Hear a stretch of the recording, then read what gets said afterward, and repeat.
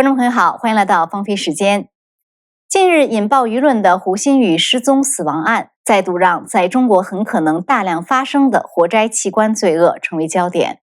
美国调查记者伊森·葛特曼长期关注并调查中共活摘器官的产业，并著有《屠杀》一书。今天呢，我们请来葛特曼先生来谈一谈他所了解的中共活摘器官的黑幕。Hi, Ethan. Thank you so much for coming on to my program. Thank you. Glad to be here.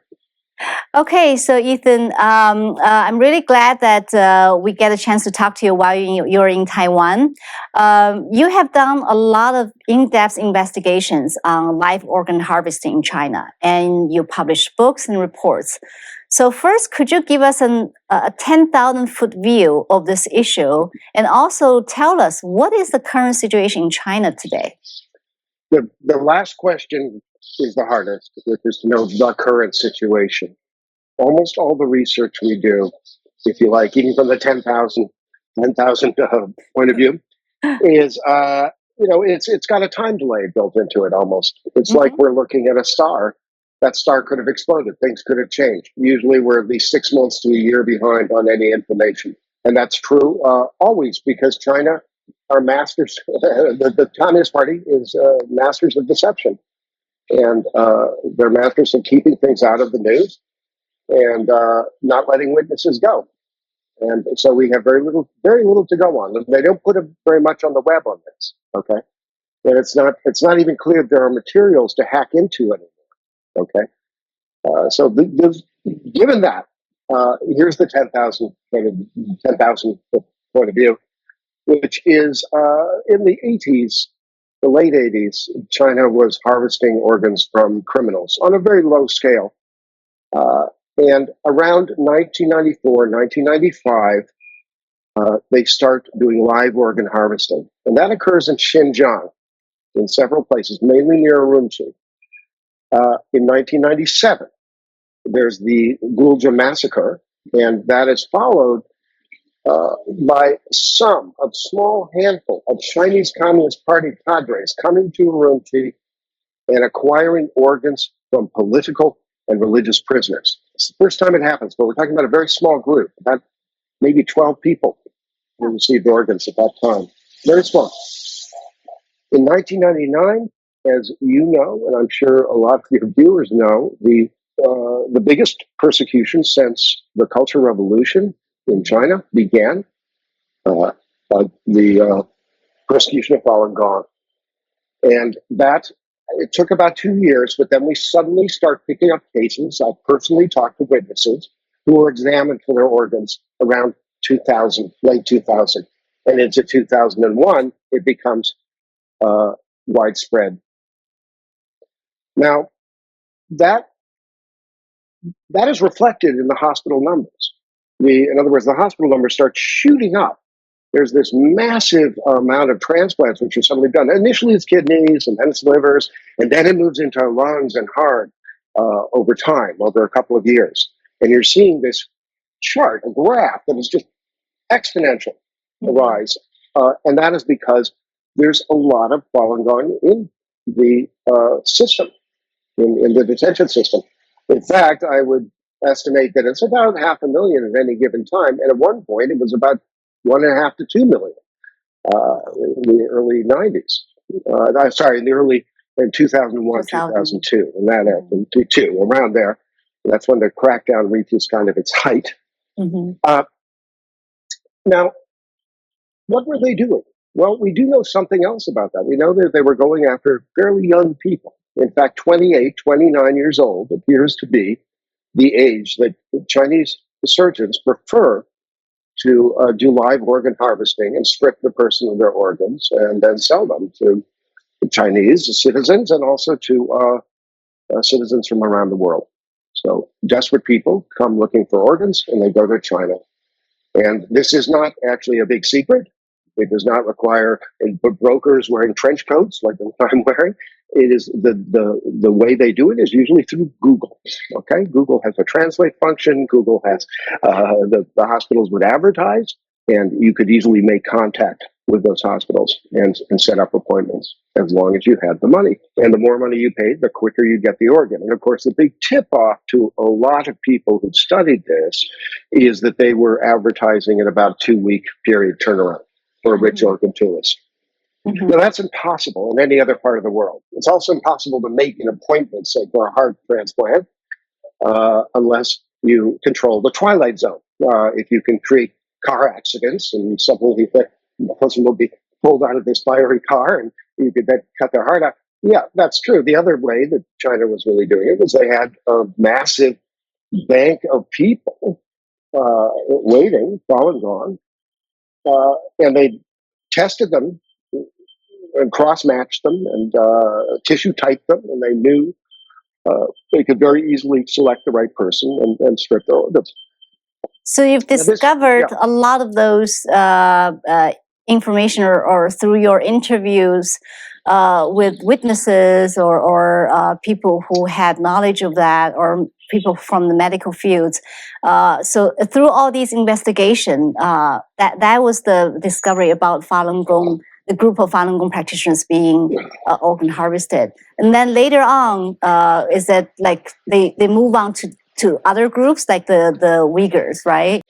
They go back to the Uyghurs, and let me tell you, I only had a theory on that. In about 2013, 2014, right around the time my book, The Slaughter, I was completing the book, a very strange thing happened that was reported in Ming Hui, the kind of practitioner internal news and magazine that also discusses spiritual matters and so forth. In 9 provinces, Falun Gong practitioners who were not in prison and were not detained were having police come to their houses, not even knock on their doors, break in basically, and take blood samples and do DNA cheek swabs from these practitioners.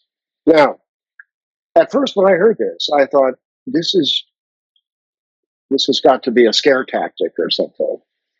It was not a scare tactic. They were running out of 28, 29-year-old Falun Gong at that point. Now, what happens after that? That's 2013, 2014. 2015, they start doing health checks on every Uyghur in Xinjiang. Every single one. Anybody above the age of 12 was required to get a health check. Not Han Chinese, only Uyghurs, okay? And other Turkic ethnic groups. These tests were basically blood tests and DNA tests. In fact, Thermo Fisher supplied the DNA kits of an American company. And we're looking into that now. Now, this was for tissue typing and cross-matching, in my opinion. It was also for surveillance. I think it had other purposes as well. But in this case, that wrapped up in around 2016. What happens in the end of 2016? The camps. Huge camps get built in Xinjiang. And lots of you have seen pictures of these. It's like watching a mushroom build over, just grow very quickly over time. And we estimate that at least 1 million people are or were in those camps, and probably at least about 500,000 now. Maybe even still 1 million, because a lot of them have converted to prisons or basically just factories where people work and live and are really under detention. Now, that group, and this is what the thrust of my investigation has been for the last couple of years. Okay, China has learned to not let witnesses out. During the Falun Gong era, some Falun Gong got out. In fact, it was in the thousands over the world. And I would go and interview them, and it wasn't that hard. I could go to Hong Kong. I could go to Taiwan. One of my researchers went to Dharamsala, Jaya Gibson. We did a lot of people went to Canada, and I interviewed a lot of them there. And a lot of people went to America. I interviewed them in the West Coast. That all stopped. There are only about 10 real witnesses who have come out of the camps, the Xinjiang camps, in the West right now. The rest are mostly hiding out in Kazakhstan. So I had to go to Kazakhstan, and I had to go incognito because I could not, if I was recognized at the border, they probably wouldn't have let me in, or they would have put a tail on me. And then it gets your witnesses in trouble. I wasn't personally worried about getting thrown in jail there for a night or two. It would be that's great material for my book. Okay, but but it is unfair to put somebody. I mean, they will kill a witness at this point, and China they will detain them, and then they will be deported back to Xinjiang, and they will be tortured and killed in the camps, and maybe their entire family will. So I could not put people in that danger. So I went in without using a computer at all. I used a map and a compass and drove from Germany all the way to Almaty. Wow. Yeah, and while I was there in Almaty for a couple of months, I interviewed people, and what I found was something almost predictable in a way. 2.5% to 5% of people who are age 28 or 29, right in that age, 27, maybe 20, maybe 30, but right in that area, those people disappear over the course of the year, and they disappear at a rate of about 2.5 to 5%. In other words, about 35,000 Uyghurs disappear in the middle of the night, are never seen again, of this age group after testing, after blood testing and so on. They are selected, they disappear, and they're gone. Those people are being harvested for their organs. This is a number that is absolutely consistent with the findings of transplant volume in China, which requires at least about 35,000 people to be stripped of their organs a year. And that's one group, right? That's the group at 28, 29, 30. Yeah, it's 28, 29, right in there. And this is, in many cases, I could not find any other explanation. I looked for that. I would ask people, I'd say, well, these women who disappeared, were they attractive? Because I'm trying to see if they were maybe used for sexual slavery or something like that. And so you have to look into these questions. They're very, I said, this is a very rude question. I'm sorry to ask it. And one of the women came back and said, I'm sorry, this is something rude to say too, but these women were not attractive. And I said, well, what did they have in common, if anything? And she said they were healthy. That's what's so disturbing here is we are seeing the same signs we saw with Falun Gong. And the only difference is it's very systematic now. This was everybody I interviewed was from a different camp, every single one. And yet the stories were so consistent from place to place. So it's obviously a very tightly run ship now. Is it both women and men? Yes, both women and men. Yes. And at the prime of their life, at 28, 29 years old, this is when your organs are in perfect health. This is when your mind is in perfect health. It's also a way of getting rid of the people who potentially would form the backbone of an independent Xinjiang or something like that, would be strong credits to the Uyghur community. But they're gone. And that population has been wiped out. As far as I can tell, or is being wiped out during this period. Now, I don't think it necessarily ends there.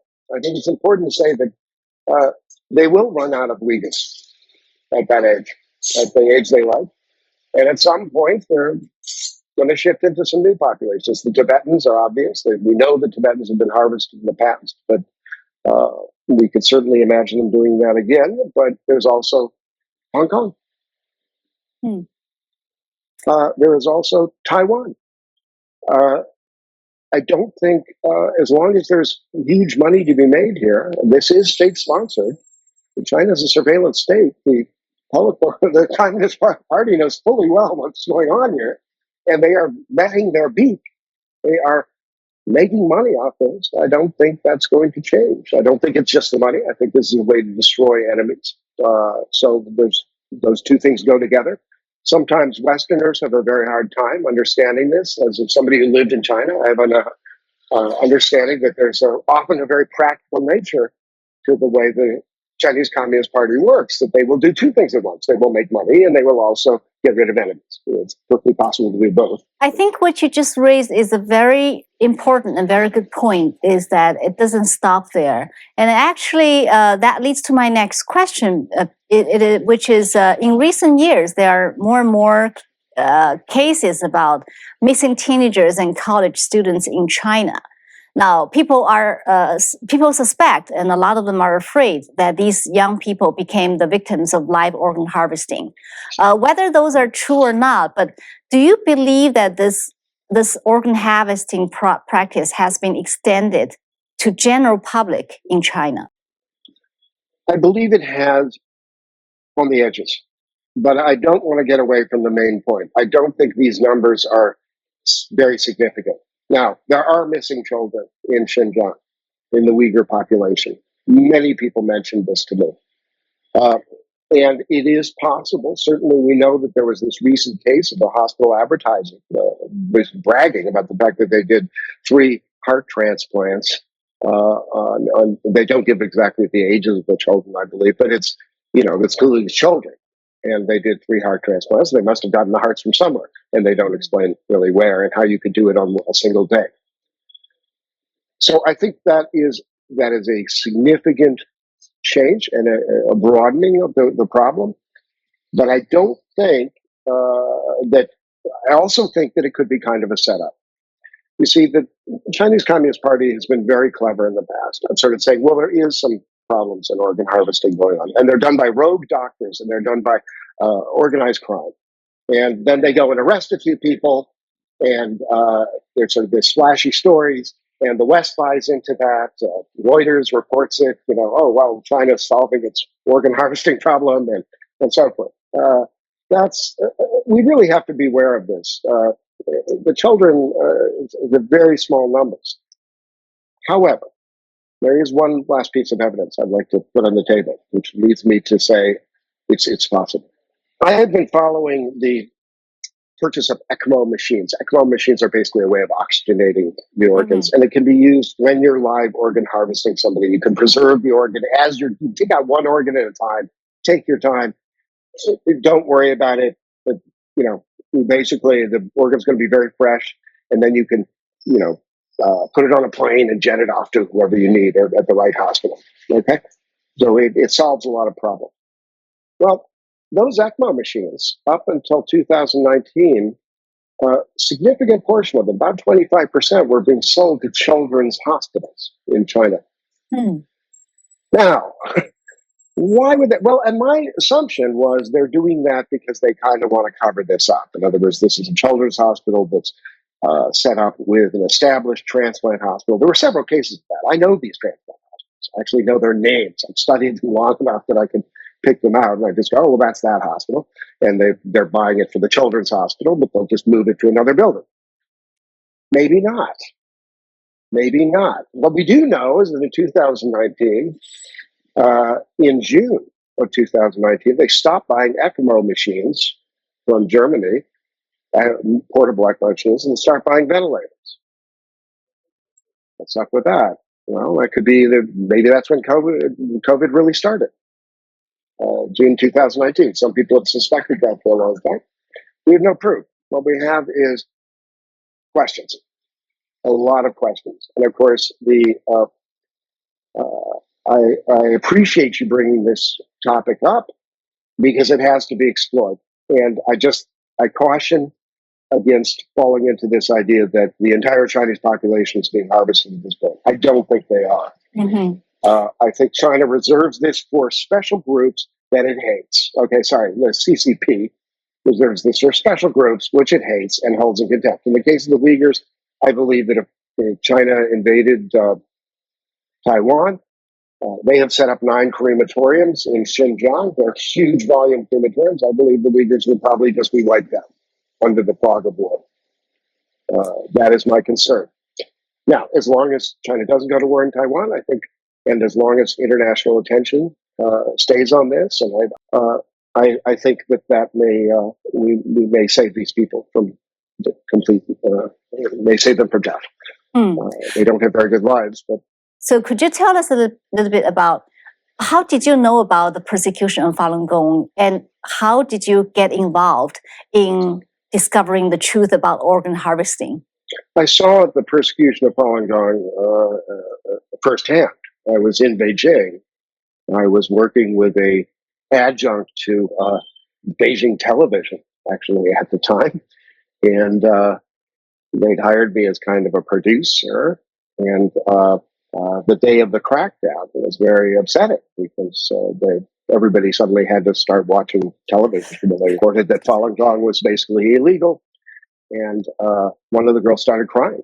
and said, this is like the Cultural Revolution all over again. Over time, I recognized while I was in China that Falun Gong was the central issue in China at that time. And that the stuff that was being written about it was just trash and not very good. I mean, even Danny Schechter, who was a friend of mine before he passed away, just wrote a very legal book. And it was very bloodless and so forth. And I felt that somebody had to go out and interview these people and get to know them. And I considered that. I'd already written a book on China. I decided to write a new one.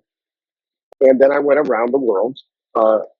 Me and Lishai Lamish, who was my fixer and translator.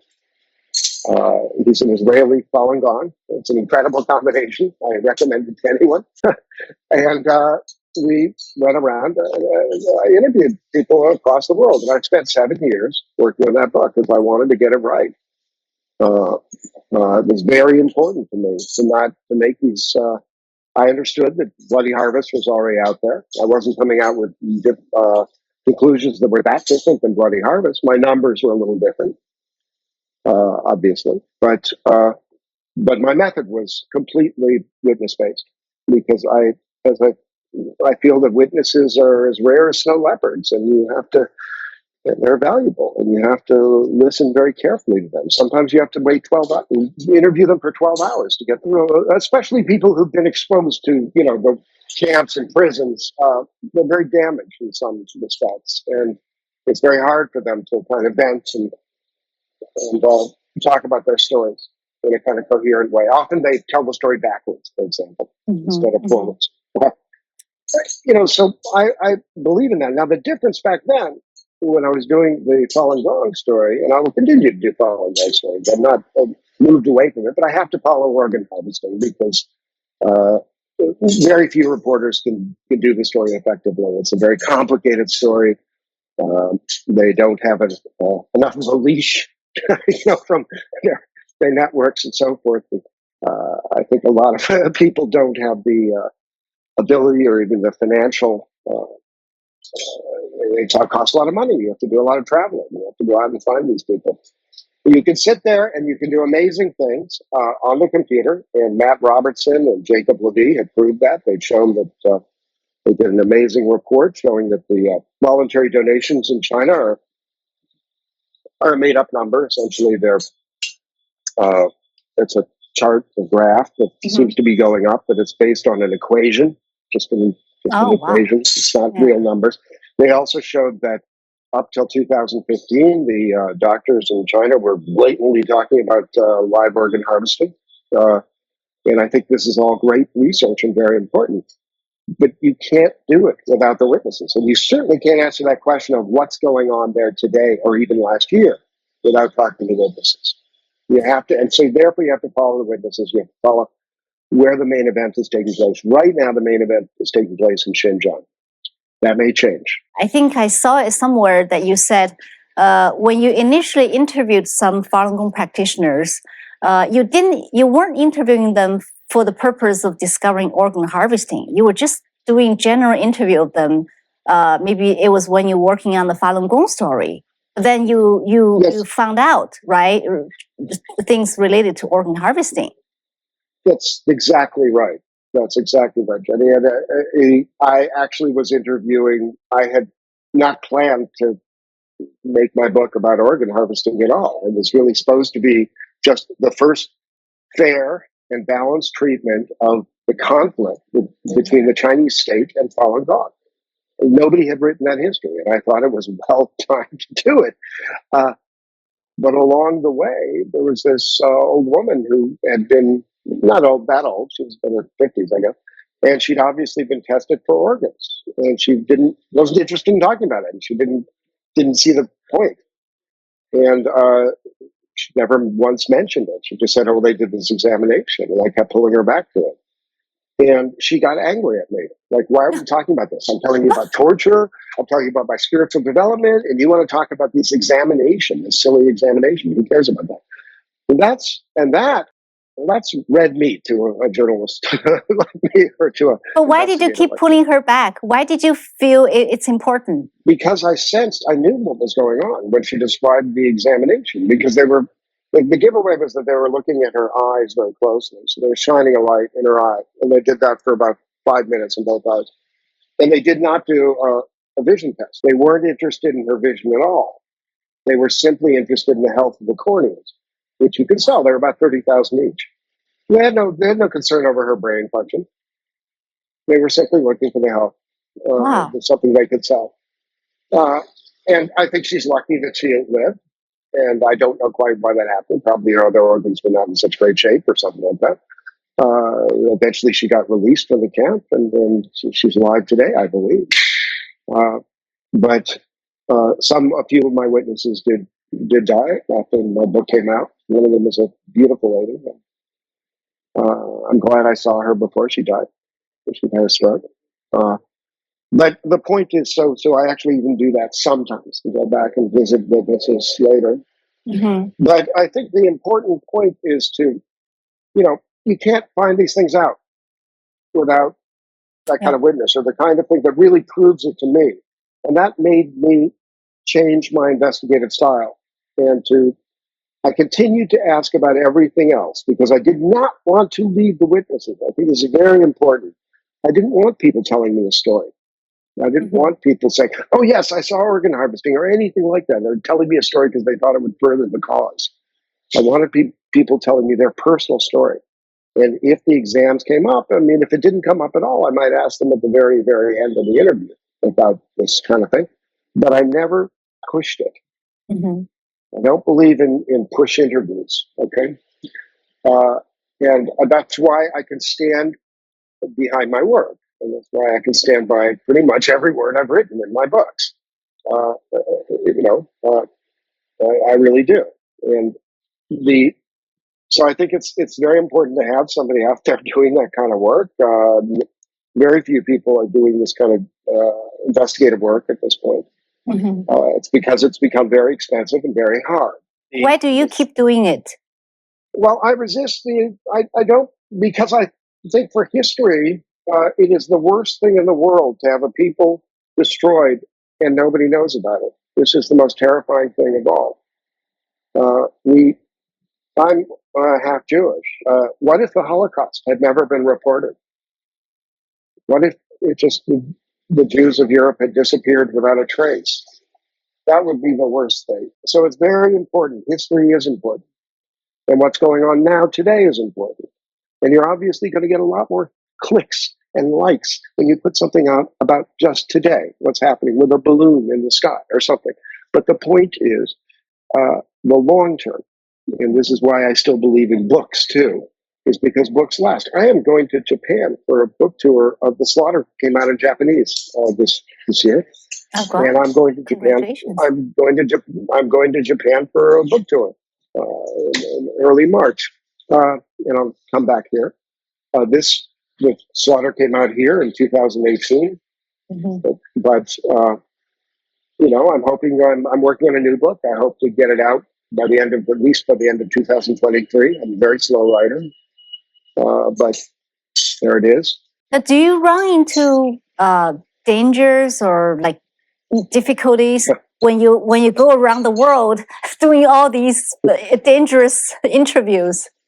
Yes, especially Central Asia. In Kazakhstan, I was threatened by the police several times. They were going to take me down to the station, take away my passport, things like that. I had to, once I actually misrepresented myself. I didn't misrepresent myself. I just pulled out a card of a friend of mine at the consulate.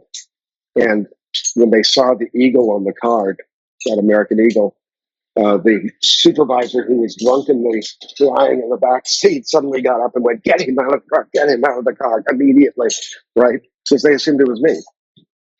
Having said that,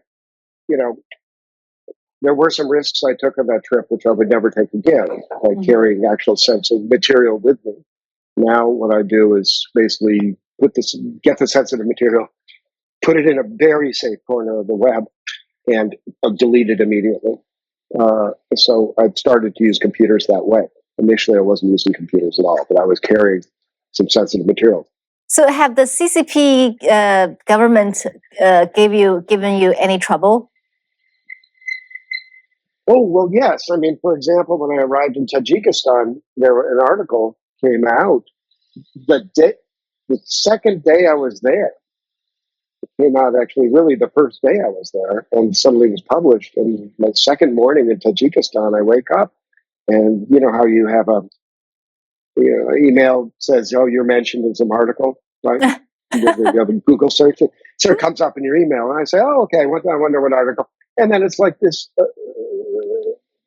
Chinese Communist Party English language paper, and it had me and Adrian Zenz. It said we're the two most dangerous and worst Cold Warriors in the business today. That we're doing these terrible things. Now, Adrian Zenz is used to getting that all the time. He's the one who studies the Uyghurs, who's done amazing work and has come up with that. He gets mentioned all the time. It's constant. He gets attacked all the time by the Chinese Communist Party. But the Chinese Communist Party basically doesn't mention it very often. And all of a sudden, here I was with him in this article. And it said he's currently working on a book based on his Central Asian witnesses. And basically was saying, he's in Central Asia right now. Detain him and arrest him, detain him, and then throw him out of the country. He was saying that to the Tajik authorities. That was very disturbing morning. I got together with my fixer. It's very close. We're very close. And I said, get us out of this hotel. Get us into an apartment somewhere in Tajikistan. We got to do this today. Mm-hmm. Okay, just put everything into it. And that's what happened. He got us out of the hotel, got us into an apartment. We didn't have to sign anything, no names. And that's the deal. And after a while, after getting very, very drunk with the Central Police there, maybe the most important policeman in Tajikistan, they decided I wasn't a bad guy and kind of let me go. They stopped following me. That's a story in and of itself. So, I mean, I've got to tell you, I mean, I wish I could tell you, I had somebody going after me with a gun or something like that. That would be great. But actually, the truth is, I never really wanted that because I don't want my witnesses getting in trouble. Mm-hmm. I need to protect their identities above all. I've interviewed people who've been tortured severely. I've interviewed women who've been raped many, many times. One recent interview, I interviewed her for a couple of days. I can't live with that on my conscience, that I caused that I left an unclean table. Yeah. Yeah. So It was my job to do these interviews, and then people do have to put some faith in me that I'm not making things up, that I have the recordings, and if necessary, they can listen to the recordings. But this is the best I can do. But I'm not putting the recordings on the web and that kind of thing, because the voice recognition in China is second to none these days. Yeah. You remind me of a journalist I interviewed recently. He's also a journalist in China, and he fled to U.S. Last year. He went to this rural place to find out the truth about the chained woman. I don't know if you have heard about the chained woman, mother of 8 children, back in yes, that's right. a couple years ago. Yeah, that was a case that everybody was talking about in China. So he went to the place and to find out the rural place to discover about the truth, and the police chased after him. So he's doing the same thing. He's going through to different places to talking to people. But it's a dangerous work, but it's so important and so valuable. What has made it so dangerous now is that China's influence over Central Asia is so strong. That's the problem. The Belt and Road Initiative it comes with huge. The long arm of China has extended so far. So these countries have taken money, and they're very afraid to offend the Chinese, and they would rather just get you out of the country or arrest you, or arrest anybody who's a problem. And so there is no way to do this kind of thing without risk. And I respect people who can do it in China. I can't go into China. I would simply get people killed if I did. So I'm not going to do any grandstanding like that. I don't think you should go to China. But let me ask you this one last question. I'm sure you've been asked many times. Like, what should the world do? I mean, this organ harvesting is still going on in China today. It's been going on for so many years. What should the world do? I want to say that, if you'd asked me that a year ago, I would not have a good answer. Now I do. Something has changed in the medical world. The medical world used to be the big problem. The medical world tried to make a separate deal with China. It's particularly the Transplantation Society, the most revered society of transplant surgeons in the world, tried to make a deal. China said they'd reform. China said, don't talk about Falun Gong, don't talk about Uyghurs, and we'll reform. Well, that didn't happen, and I can prove that. But fortunately, there's been a rebellion within the transplant world, and it's started with the heart and lung transplantation. The heart and lung transplant doctors in America, and maybe of the world, who have suddenly said Chinese transplant surgeons cannot publish in our journal anymore. And now I'll be addressing their conference in late April in Denver, Colorado. I'm really looking forward to that. It's an amazing change, amazing shift.